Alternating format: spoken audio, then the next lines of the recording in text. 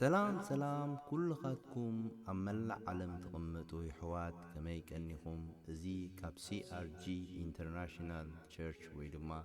نكريستوس زغلت تولدي علم لغاوة كريستيان زفنو مدبي لومي بزعبا زا أورحي 4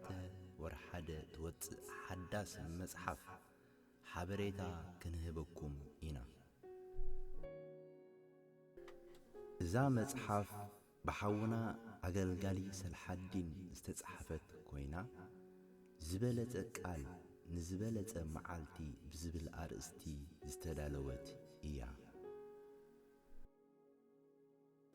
تحزتو إذا مصحف دما زتفلالي حتصرتي تمرتتات نيوتنا كلوتو كتصبقنا كعبينا زخل تمرتتات زحزلت كم دما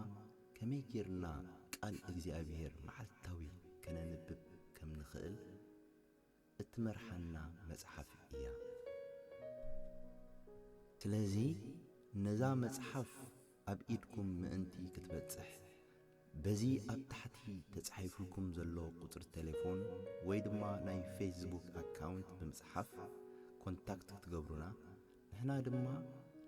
ናፍቲ ዘለኹም ቦታ እንልእኸሉ መንገዲ ከነዳልወልኩም ብትሕትና ንዕድመኩም ኣሎና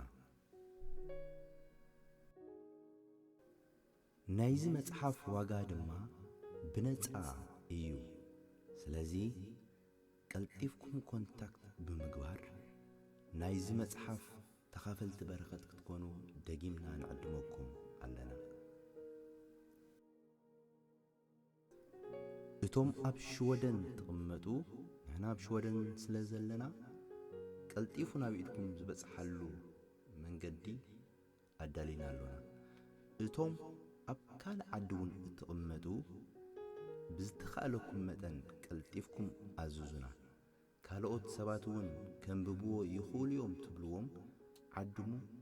ኣዝዙና ንሕና ድማ ቀልጢፍና ናፍቲ ዘለኹም ቦታ ክንልእኸልኩም ተዳሊና ኣሎና እግዚአብሔር አምላክ ይባርክኩም ጸጋ መድኃኒና ኢየሱስ ክርስቶስ ምስ ኩልኻትኩም ይኹን ሻሎም